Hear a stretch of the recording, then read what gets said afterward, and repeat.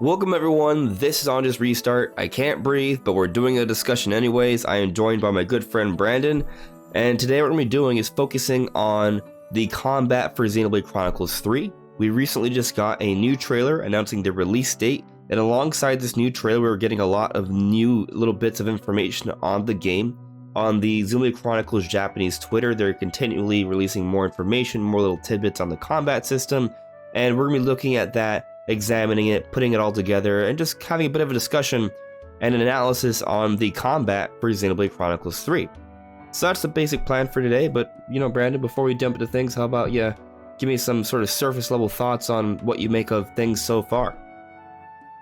Yeah, I mean, when we first saw the initial reveal trailer, we didn't get to see any of the combat, and I wasn't expecting to really see anything till, Big Direct, but we got to see some with this trailer, and it looks like they're kind of just expanding off of some ideas of 2. There are some things I can kind of see, they took this out and they seem to replace it with this, and it's more of what we love, but it is changed. There are some differences, so we're going to be looking at them. Yeah, I definitely kind of share that sentiment, Brandon. There is it does feel like they built off of 2, but it almost gives me a bit of a sense that there's a sort of a combination of ideas from 1 and X and 2, and even some of the DLC options as well, that are sort of culminating together into one hopefully ideal system that is just a beautiful marriage of it all, right?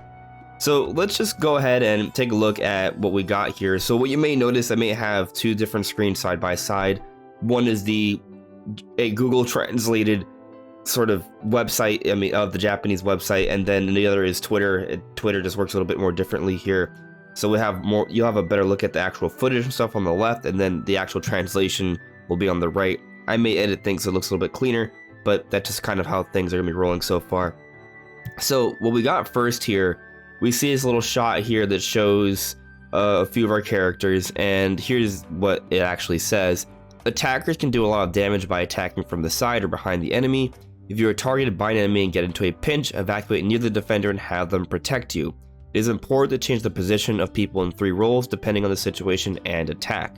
So the 3 roles, offense, defense, healer, this is nothing really alien to the Xenoblade series. It's been sort of like a core mechanic. It is sort of like a rock, paper, scissors sort of system to some extent here. Pretty typical JRPG staple kind of stuff.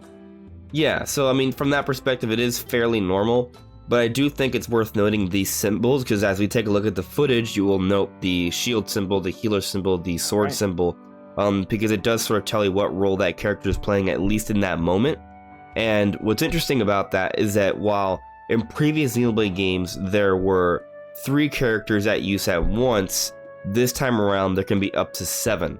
So even though there are 3 roles, 3 core roles, there are 7 characters in a party, or there can be up to 7 characters in a party at once. Right. So that can have some very interesting implications there. But moving on, we see this little frog thing with purple dude. Yeah, this purple frog thing with a red or blue line here. And this is interesting because when we read the description here, if you are targeted by an enemy, a line called target line will be connected. The red line is a sign that attackers and healers who are not good at defense are targeted, so be careful. The blue line is a sign that the defender who is good at defense is aimed at, so it's a good situation to attract the enemy. So basically what I'm taking from this is that, okay, blue line good, red line bad. Yeah. Blue line good, red line bad. Exactly. Monkey brain understand. It's simple, but I think simplicity is actually key here, because there's a lot of things that are going to be happening on screen at once, especially with all the different party members involved now. Yeah, exactly. In previous games, actually even in Xenoblade Chronicles Definitive Edition, they cleaned some things up to make it easier to see. Like, if I remember correctly, there was a red line that would tell you when you're being targeted, but it was just a red line. Now that line can vary in color to tell you if it's a good sort of interaction or a bad one, where you have an advantage or a disadvantage. So I think it's a nice little touch there. That definitely is going to go a long ways towards making things easier to understand. Moving on here. I think it would definitely help people get into the game a little bit easier. It's a little more visual.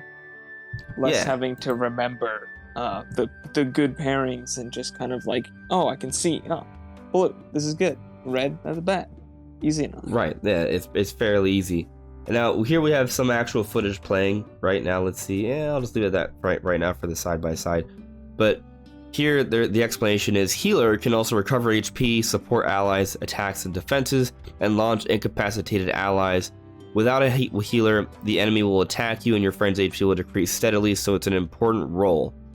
So it is important to note that this is a translation, so based off Right. Google, so there could definitely be some discrepancies here. But correct me if I'm wrong, Brandon, but did I interpret what I interpreted in the right way? Healer can also recover HP, support allies, attacks and defenses, and launch incapacitated allies. So, what do they mean by launching Launch incapacitated allies? I assume that's a mistranslation, and it just meant that they can revive them. Yeah. I would assume, because I don't know what launching your partners. Somebody Yeah. just falls on, you're just like, use them as not cannon fodder, but like a literal cannonball. Yeah, I think at the enemy reviving now. reviving them, I think, is the appropriate translation here. So yeah, they can revive, which would make sense for a healer since they are talking about healers here. But that is interesting because, like, in Xenoblade 1, you had Charlotte, and you had more healer roles, and there was more of a healer focus there for specific, like, characters. But before the role, like, or after that, the role kind of just started to really diminish. Especially, I think it was 2 that you could do moves that could actually spawn healing items. Yeah, so the that made it potions. really easy. Yeah, really easy to heal without a healer. Now it seems if you don't have a healer, you're just kind of screwed. And I'm not sure how I feel about that. Right, not but screwed there's also 7 necessarily, party members like, now, won't win, so I think it'll probably be fine. I'll Yeah, tell you that, like, true. in Xenoblade Chronicles 1, I would go full offense. I wouldn't even have a healer on board, and it worked. I mean, it was just, you kill before you die. We completely gave up on defense, just focused entirely on offense, and it worked out, right? So I do think they're probably going to work on different balances there. But, you know, something that I think is worth noting here, right, is that this does suggest how some differences, right? Because if this is actually how it actually ends up being, where revives are only done by the healers, keep in mind there are different symbols for different characters, and actually we could talk about this now too, because it's not that big of a change here. But there is also Perfect segue. a class system, so you can actually change your classes. So a character, so for example, Noah can have the class of Mio or vice versa, and it can apply to the other characters as well, because we actually see Noah, I forget the name of the other characters. I want to say Taeon. I could be confusing that name with one of the other names of the main characters, but basically we see Noah using the flying origami of the orange scarf guy, and that shows that, yeah, you can interchange classes at one point or another. So characters can take on different roles, and I think that also goes along with having a defensive role, a healer role, or an offensive role. So you're going to have flexibility in terms of what you choose your character to do. And considering that you can have up to 7 party members, there's definitely a lot of flexibility there. And I'm assuming even though a character may be able to change their class, each character is still going to have some of its own respective properties and make it a unique combination. So basically, what it's looking like, there could be I don't want to say infinite, but there's going to be a number of different strategies that you can employ and put together that can make it interesting. I mean, if we account for a number of other systems that they couldn't put in place, it may be effectively infinite, but I'm sure there'll be some that are clearly better than others. But going back to where was I? That's where I wanted to be.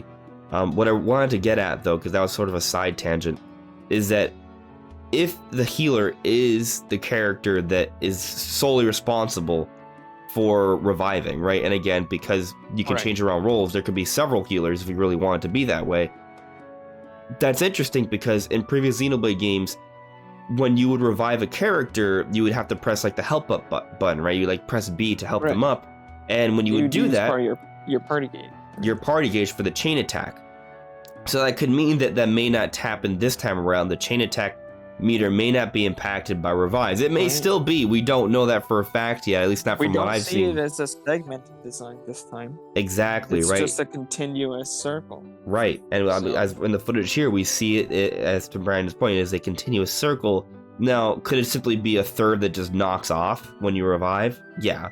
Although, that's another thing to note here. Even if it does sort of just chunk off, like we're saying, even though it doesn't show like that clear segmentation, because there's at least 6 party members most of the time, sometimes 7, I'm assuming based off the story, then when you do that, it wouldn't be by thirds, because the chain attack is no longer with a party of 3, it's with a party of 6 or 7. So when you do a revive, do you lose just a 6th or 7th of your meter? Or, as we suggested earlier, there's no longer any subtraction at all with the chain attack meter. Right. Which is why it's only you need some sort of move actually to revive somebody. Could be, right? And maybe that's why it's delegated to just the healer now. So there is more limitation there, but it also makes the healer more important. And because there's so much flexibility with your roles and the different party members, I think it probably won't be too much of an issue. But let's move on here. Unless there's something else you want to say to that point. No, let's move on. Okay. So here we have some more footage, and now we're going to talk a little bit more about the Defender. So Defender is good at guarding and avoiding attracting the attention of the enemy. So attracting the attention of the enemy, that's basically aggro. A lot of people don't understand what aggro means, but basically it attracts aggressive behavior. So you can sort of be the focal point and direct attacks towards you and not your allies, so they can survive. Typically, that's why you would be the defender, so you can take that hit. But moving on with the description here, and taking on the attack all at once, so the point of the attack does not turn to the companion. The team's attacker and recovery player healer are easily targeted by the enemy. That's why the defender that protects the team is important. I mean, basically what I just explained. But again, weird translation from, Japanese to English there. Yeah, but besides just explaining the basic sort of defender role, I don't really think there's anything about this piece of footage that's like groundbreaking besides it looking kind of pretty. I do like the white beach sort of look. Yeah, and they got the shadows under each one of those origami birds. I think that's pretty impressive. Yeah, I mean, from a visual perspective, this game it looks substantially better, I would say. Oh, yeah. And considering there's more characters on screen, that is impressive. Now, this is not a graphics analysis discussion, so I guess we'll kind of move away from here. But definitely, I do like what I see. So moving on to this part here. Attackers are good at attacking and aim for large damage from the side and back of the enemy. Although it is key to the team's attack, it also has weaknesses that make it easy for the enemy to target due to its high attack power. It's also important how you can fight in an advantageous place while avoiding the enemy's attack. So I'll just kind of click here so it's slightly bigger, but I mean, this is basic sort of offense Xenoblade, right? Like you have your side attack, your frontal attack, your back attack, and they each can have their own advantages there. So that'll be sort of, obviously it's a welcome thing to see, because I've never hated that mechanic, but I do wonder though, because there are 6 party members and there could be more than one sort of attacker, do you have multiple attackers doing the same thing? And I mean, it appears that it's only you really sort of controlling the character here. So one, it makes me wonder about my weird multiplayer theory that I still haven't expanded on, which may not be the case, but I mean, it could actually, like it's not impossible if you played like online co-op and 2 different people would control different party members. Heck, you could, in theory, do 3, 4, 5, 6 people. I'm not saying that's what they're gonna do, but it is something that's possible. But there isn't really any clear evidence of that to that point, so I'm not gonna really expand on beyond that. But something that I think is also worth noting though is that because there are more party members, it does make me wonder how the damage output of each character and the HP of the enemies will be balanced though, right? Because before, that's a great point. Because if you're just one character and there's 2 other allies, you're responsible for about 1/3 of the damage, but if you're really good, that has more weight than just being 1/6 of the overall average damage output, So that's definitely something to consider here, how they'll balance that out. Maybe you will not feel that significant when you're playing now because there's 5 other people that have equal responsibility, or... I really hope it's not that way.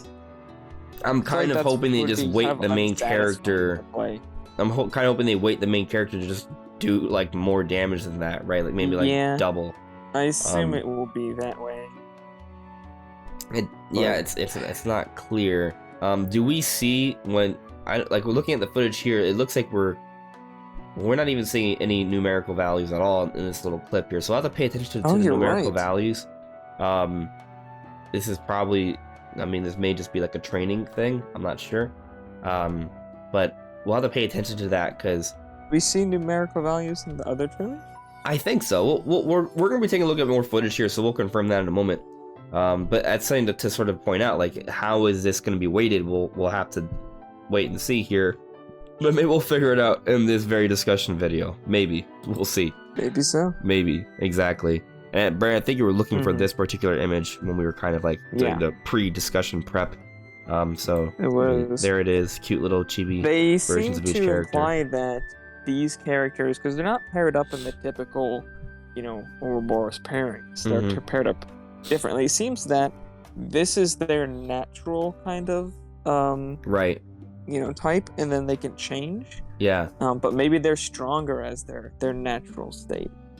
Yeah. So if they're an attacker, they're strongest when they're an attacker. But if you need a little more healing or something for a battle, you can switch them over. And on the note of the Ouroboros, from what we do know, Noah and Mio fuse, these two fuse, and these two fuse. So it looks like the healers fuse on their own, and then the attack defenders sort of swap. So that's kind of neat to think about. Right. Here the description is, some of the enemies are very strong, so if you think you can't win, you can escape desperately, which is an important strategy to survive the world. But, on the note of numerical values, we do see numerical values here in this combat, so that's just something to consider. Now, something else I'll point out, Brandon, and we will probably talk more about this as we progress, there's no, arts we're seeing on the left side quite yet, but we are seeing them on the right. There was also like a weird A button thing. Did you see that as the battle was initiating? Let's see if I can full screen this. Haven't they had timings for... Is it full screen for you? Yes. Yeah. Let's mute the audio. Here's a private background music anyway. But you see the A button thing, right? It almost looks like a gear. Oh. Yeah. It's like, what is that? What was that? I don't know. Yeah. And again, the ZL tactics things are not showing at all. So there's a number of little things there. Well, I guess we'll have to continue on. The stage of the onion is dotted with many protests and enemies. It's up to you to decide whether to fight protests. Once you have your weapon, the battle will begin. Okay. I'm guessing protests just means enemy. Yeah, that's a cool looking snake bird. It has a face of a bird, but it's a snake. It's interesting. Just showing more of the running mechanic. Similar in Orna, did we not? Yeah. Man, but we're also getting kind of a look at overworld exploration here too, because we get a glimpse of the mini-map for a moment. This is the part of the game that reminds me of Xenoblade X. It's just the environments. Yeah. Like how big they are. Even if it's not open world, they are huge. They are huge. Huge. Yeah, I did already put out my sort of assessment on whether a game can be open world or not. Spoiler, I'm not sure. Something else we do see though, it does sort of talk about the different character combinations and the fusions. Uni and Tyon, the coolest new part of the battle mechanics. Yeah, interlinked to become Ouroboros. There is a powerful recovery technique that can revive all enemies who have become incapacitated. It seems the pairs that can be interlinked have been decided. Interesting. Maybe that's why they chose both healers to be the fusion, because when they do that, they can revive everyone at once. So maybe they play in the back, and if everyone else is down, you launch this fusion to heal everyone. What happens if one of the two decides to not be a healer? What happens then? Do they still have the same moves when they Ouroboros? How does that work? Well, it also raises the question, will there be more than 3 fusion options? We don't know. Right. Will they... It's crazy, because if you can change your class, and that would, as far as we know, there's nothing that limits you from having 6 attackers, as far as we know. But maybe there is, is the Ouroboros? The Ouroboros seems to be just those people, but you know, with this, the fact that they seem to be kind of maybe. So that's an interesting point. Like maybe Uh-huh. those fusion options will always be the 3 fusion options, and because they are those characters, they will always become that at its core. But outside of fusion, like maybe it's just 2 separate things. Like that one does not impact the other. There will always be one offensive fusion. There will always be one defensive fusion. There will always be one healer fusion. Maybe that's just the way it's going to be. I can see that.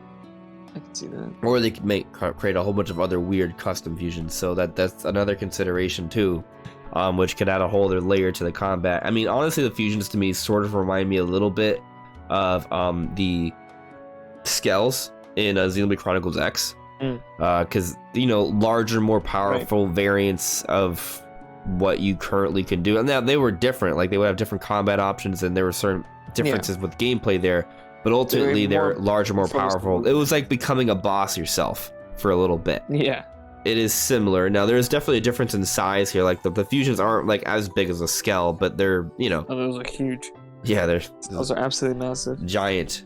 These are just kind of, like, very large, very, very large... people. So yeah, or demon, I don't know what you want to, whatever it is, it's big, but it's not giant big. It's all relative, right? But yeah, there's not too much to sort of take from here besides these fusions looking cool. I think now is a good time to take a look at the trailer and sort of break that down frame by frame. Yeah, let's go. You notice my point though, right? Like the UI is more transparent, much more transparent. It feels better to look at. Cleaner. Yeah. I saw a lot of people complaining actually that it was like too cluttered and it like took up too much of the screen. But I think you can actually see much more of like the environment with this layout, because you got, you know, the buttons there. They're smaller and they're more pushed towards the middle. And yeah, a lot of it is, as you were saying, much more transparent there. So yeah, I think that looks a lot cleaner, nicer. And I mean, honestly, like it didn't even bother me in 2 personally, right? But I also not really made like 5 combat tutorial videos on it, so I was. You know something I noticed? If you go back to on the top right, you guys kind of see this like monster symbol in 1. I think that's telling you how many monsters are currently targeting you, which I don't remember them ever doing before. Now there's 2, and that thing that's confirmation there. So check this out. Right? I just saw a blue line hanging off of that guy. So the guy is like a humanoid person character thing, level 30. Doesn't seem he's targeting us yet, but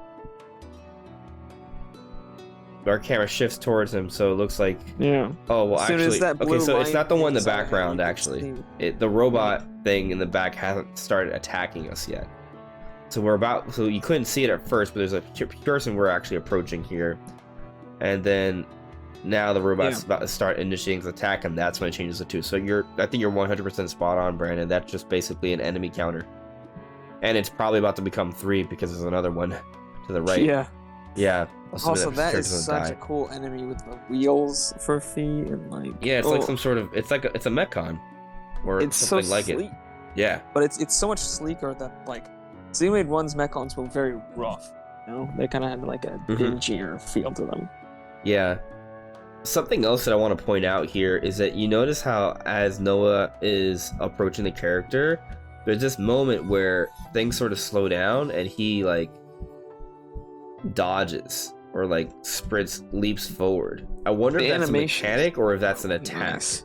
So here's just a quick insert because as time goes on, even from this recording just a couple days ago, more information's coming out. Instead of just showing you the 5 to 6 minutes Brandon and I went frame by frame trying to figure out if there is a new move here or not, I'll just tell you there is a new move. Nintendo and the Xenoblade team have confirmed that there is a new move, and you're seeing this footage again. It's a bit of a quick move that allows you to move around your enemy, which is very beneficial for the attackers, which benefit from side, back, and forward attacks.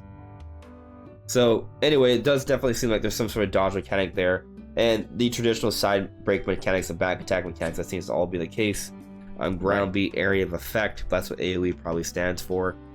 So that'll create some sort of little benefit for within proximity of Noah, I'm assuming. But I guess the real sort of question here, because we've already sort of determined there's still chain attacks, and they do look different. We'll get to that part. But it's the left side here that really has me sort of confused. And we were sort of debating this during the podcast last time. we've seen a lot of combat that doesn't have this left side at all showing, really. There's been a lot of variation here. A lot of variation. Now, something that you may notice, let's see here. Glow ring wide slash. Okay, her moves do not match that. Well, there is a wide slash, actually. So, notice how there's a wide slash option here with Noah, and then Mio has a wide slash option as her bottom B art. Ah. So is it possible that these arts we see to the left are arts you can have your party use at particular times while you're not using them? Maybe so. I'm trying to see if there's like a reason. Like if I had a move that I could order my party to do, it would probably have something to do with the break cycle. You know, trying to get a certain thing definitely. down. I would absolutely agree with that. Now, maybe it's something you pick yourself, right? So it's something you could have just be selected, but you know, this is just what they had selected at the time, right? This also could be very early. I mean, they're in their 30s, so we don't know how. Yeah. Still probably fairly early on, but so we see the ZL tactics option. It's lit up, which to me I think implies that it can be pressed. So it's not currently being pressed. So whatever we're seeing here is not actually representing the tactics. So that's something to consider. Also, the interlink, which we know is related to the Ouroboros fusion, is at 0. So it doesn't seem like they really built it up yet. It is the beginning of a battle, so that does make sense. And then fusion is also not really available to do, but again, the interlink is at 0, so I think that's probably it there. Now, let's see if we can move on with the footage, unless there's something else you want to sort of bring up, Brandon. Actually, we'll hear a few things. One, notice how with Mio there's no art options here. Yeah, there's none. Yeah. And also we do see auto canceling. So the auto canceling is a blue circle you see appear every time. You'll see there, that. Not the blue circles on the floor, the little shine and that blue circle. That's an indication that an auto cancel occurred, which builds up the party gauge more. At least that's how it worked in previous games, and it would reduce the cooldown. Xenoblade 2, it was important as well because your arts charged your specials, so you wanted to use them as fast as possible. Right, and basically auto canceling usually happens when you initiate a move upon impact of an enemy. Right. Now, something I had an idea of before was that you see the interlink, you see Ouroboros, you see that there's kind of like a circle around that could be filled. Nothing they're doing in the regular attack mode seems to be changing that at all. I kind of thought that it would work like the specials where doing arts would charge them, but that doesn't seem to be the case. Yeah, I mean, at this point, this fight's like more than halfway done, and we don't see much there. Like the first one, it was just the very beginning, but this heavy Brog is nearly dead already. Now, it's also a pretty early game, and it's level 11, they're all level 21, so, What is this that she's doing here? Well, the character is toppled and then becomes dazed, so Mio just dazed the enemy, it appears. And Right. I'm just wondering why the cutscene. It might have been her Gemini strike. Or her air, let's see, if you press it, let's see. I think she pressed her Gemini strike. I'm not sure. I think so. And because it's a special, that's why there was a delay between the art and the actual animation. Okay. I think. So the Gemini strike. Oh, I see. See, I noticed now it's got like some of them are circles and some of them are diamonds. Notice that? Yeah. Was that something in Xenoblade 2 that I just completely forgot about? I think this is a new thing. Okay, cool. So Noah's are all circles. Yeah, all circles. Not the left, they're diamonds. Left. Yeah, they're diamonds. And then Mio's which I thought was a thing. Mio's are mostly diamond, but the right one, which is a circle.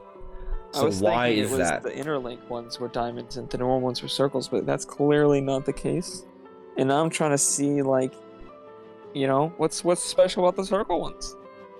I don't know. A few other things to point out here. We do see the status of the enemy. Yeah. In terms of if it's broken, toppled, dazed, or smashed, or potentially launched, which we have seen evidence of all in this game, apparently. Well, I don't think we've seen Smash, but there's the assumption that Smash is there because there's also launch. And then we can see the status that's been inflicted on the heavy Brog, or rather, what some sort of boost it may have. Now, we'll also see that there are some statuses for our party members here as well. The blue arrow seems to indicate evasion up, as we see here. And this seems to be maybe like a poison or a bleeding that's occurring. Yeah, I would it's a heavy Brog. Poison, yeah. Yeah, so yeah, that seems likely because it's a poison frog. So it's probably what it is, unless it's a special frog that causes bleeding. It's like a vampire frog or something. I think bleeding was an effect in the original Xenoblade, wasn't it? Yeah, there was something like that, so I don't think it's impossible. Alright, so this shows off Fusion. Now, what's interesting here, Fusion's about to activate, right? Fusion activates, and notice how you were noting how the interlink does not... There's nothing going on with the interlink at all right now. Right. Also, Ooh. the ZR Fusion on the top, on the right side, also is not showing either. Yeah, okay, he seems to have completely different arts in that mode. Right. You can see. But right before it's activated, this looks normal, this looks normal. Now, maybe it just turned to this because they just pressed it right before they went to this footage. Yeah, maybe. Maybe. I don't think because they just kind of instantly. Yeah, we don't know yet, but the arts are totally different. Now Interlink is charging up. Okay, so Interlink is building up during battle. Wow. Yeah, and then keep in mind the top left here. That's also showing like a warning here. Oh, I think notice. It's a separate meter that I think shows how much time you have left before your fusion runs out. Yeah, I see.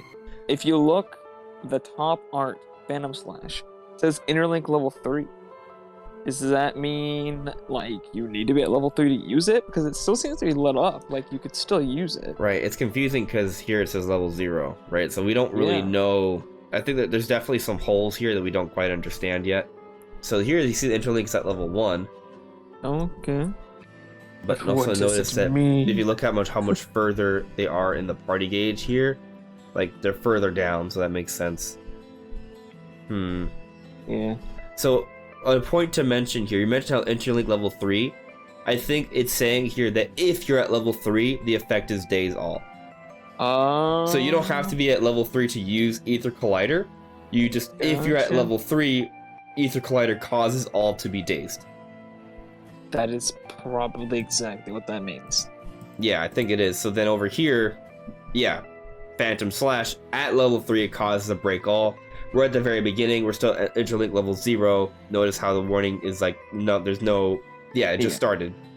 And then we move forward. We're slightly progressed, right? We're maybe like about halfway, and it looks like they're progressing with their Interlink.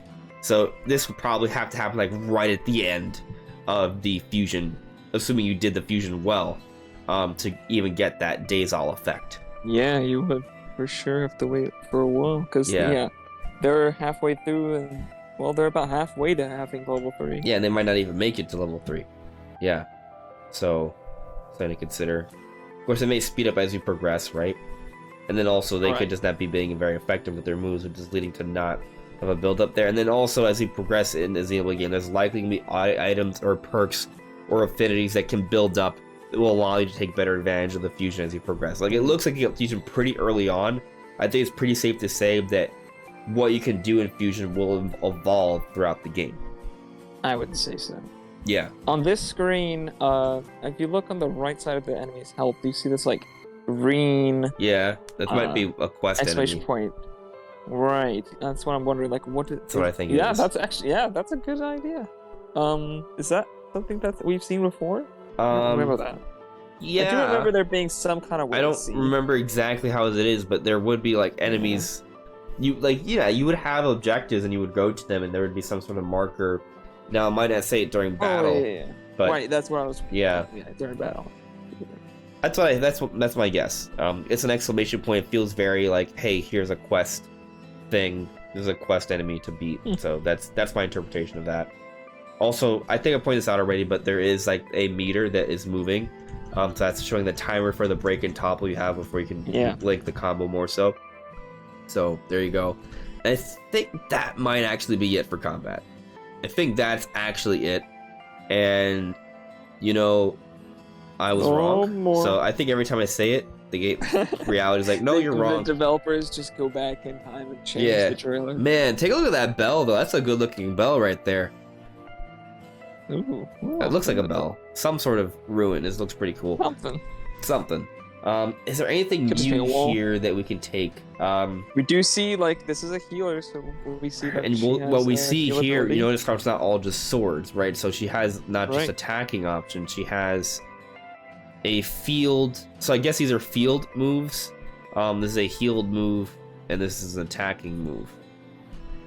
That seems to make sense. And I guess with that in mind, though, when you see these Leftern arts also have those symbols, so I do think they are pretty clearly additional arts.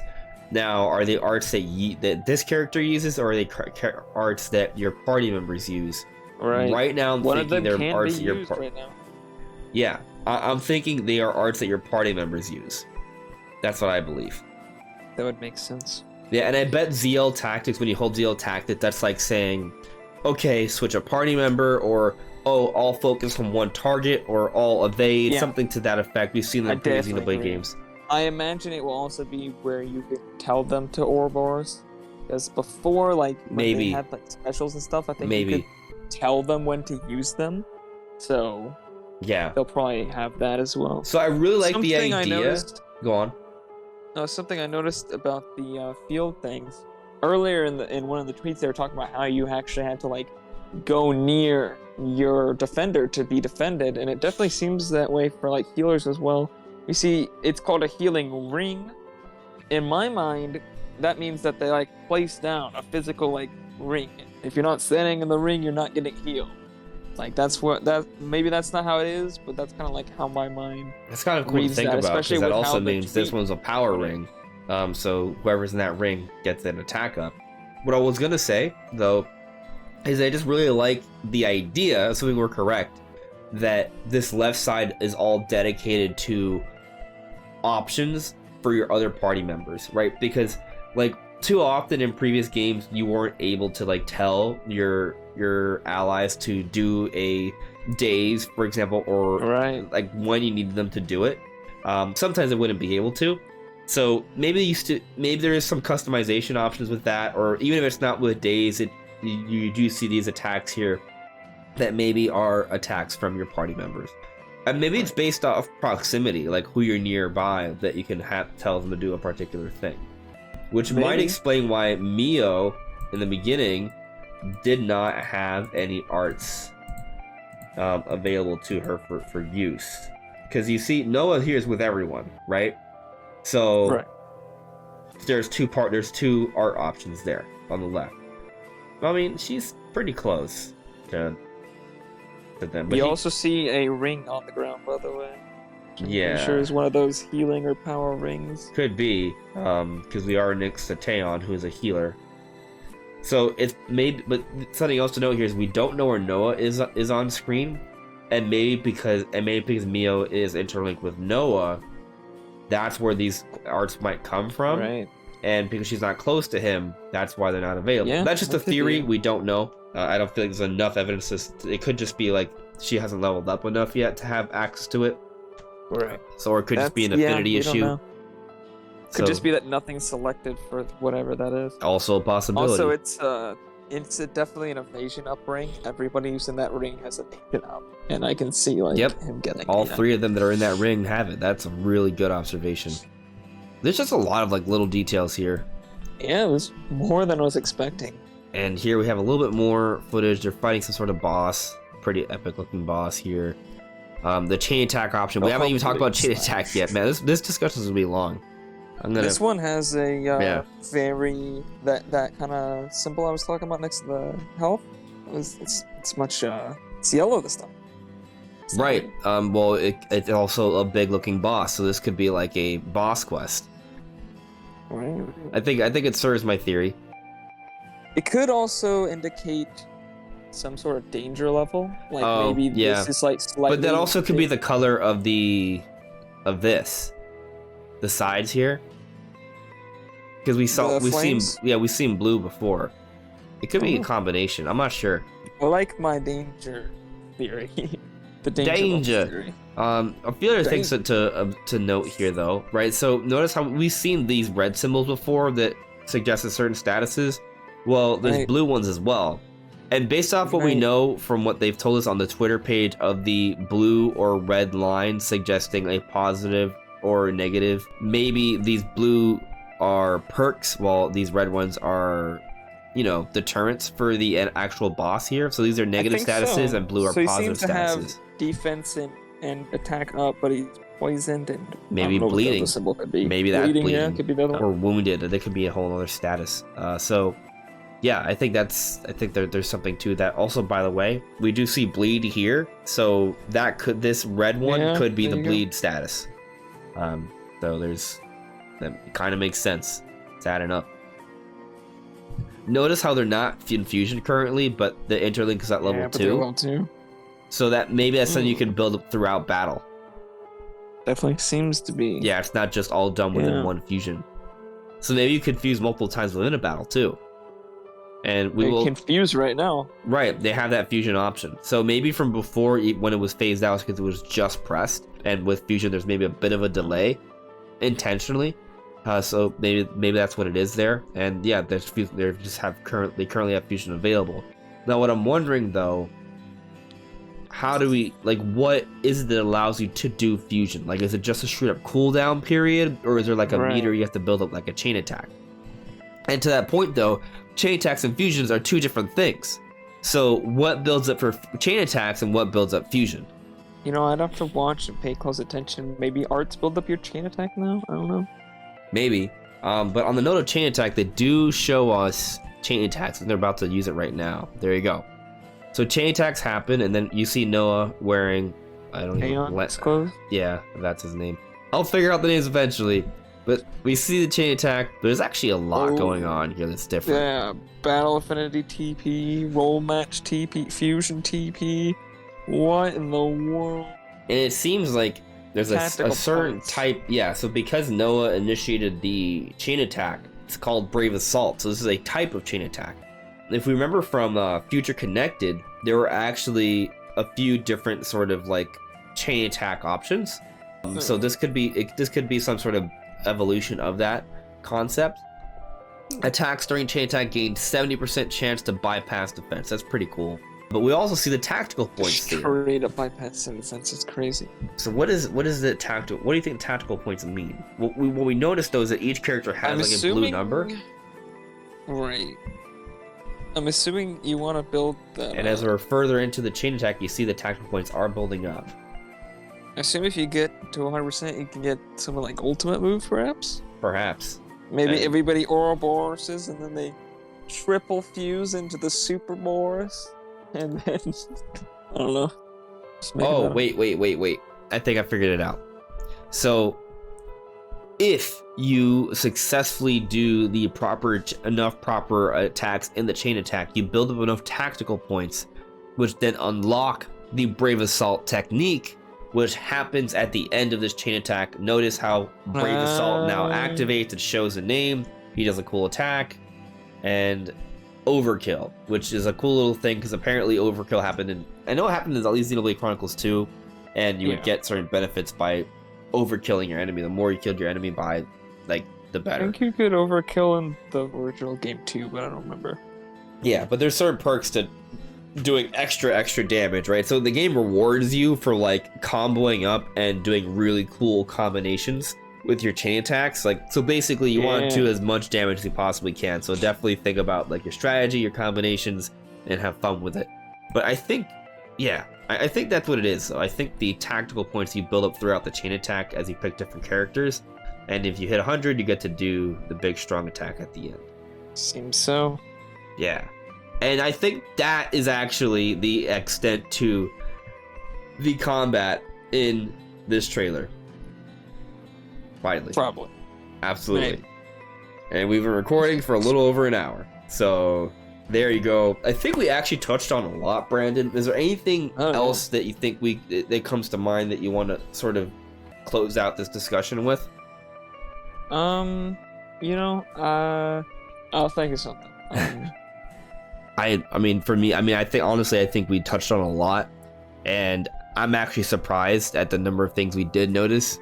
So, Yeah, and I'm sure there are a number of things that other people know about too or have noticed. So please in the comments below, share with me what you have seen or heard of already, or just what you think. I'll be glad to see. Or if you just agree, that's totally fine too. Or if you disagree, that's also fine. Because there's definitely a lot to sort of figure out here. We're wrong about something. Let us know. Yeah, absolutely. Probably are wrong about something here. Yeah, no, they could be. But I feel like, there's definitely a lot there. And I'm pretty optimistic about it because it seems like they're trying out some pretty cool things. I mean, personally, I've never had an issue with any of the combat systems for Xenoblade. I think they've all been great. No. I actually think as with each subsequent Xenoblade game, they've gotten better. Well, I mean, there's some debate there. I think Future Connected is good, but it's built off of one, the original, right? Yeah. While Torn of the Golden Countries, maybe somewhat of a simplification of 2, but in a good way. Point is, I like all of them. And I think 3, at the very least, is going to be comparable to those, but I have a feeling it's actually going to be an improvement. So I think it's going to be pretty good. Yeah. You know what? My last final thought, just something that hit me. It seems like the battles go faster. Am I wrong? Or did they seem like they were, taking down health pretty quick? In Xenoblade 2, you kind of had to, even for like basic enemies, use all the systems in place pretty much to take them down unless you were way over level. This seems like, as long as you're competent level, you'll get through battles a lot quicker. Well, at the very least, it's going to be your 5 to 10 minute long. It does appear to be faster than the early game of 2, because when we take a look at the footage, they see you have your arts all available immediately. And in the beginning of 2, you did not have that immediately. You would have to build them up. So from that, you're right. I think at the very least, the combat, you can do stuff. Yeah, but I mean, this is early on. I don't think... I think it's, like, in 2, you would have to get a specific, like, pouch item or a perk or something for an individual art. Skill here tree. Here you have all of your main arts available immediately, and they're only level 32. That's pretty early on. So, I think that arts are just immediately available, which does speed up the gameplay quite a bit. Yeah, that's something I didn't even notice till then. I was just thinking about it, like, that seemed to go by pretty fast. Yeah, so there's a lot of cool little additions and advantages that we already know about, like the arts being available immediately, the blue-red line thing. Yeah. The tactics options seem to be expanded upon there. The transparent UI, which just makes things a little bit cleaner to look at. There's definitely a number of, I would say, clear improvements, and then other things are just sort of differences that we'll have to play the game and learn more about before we can say they're literally better or just different. But we shall see. Anyways, guys, that's all for now. We'll see y'all really soon. Take care. Bye. Bye, guys.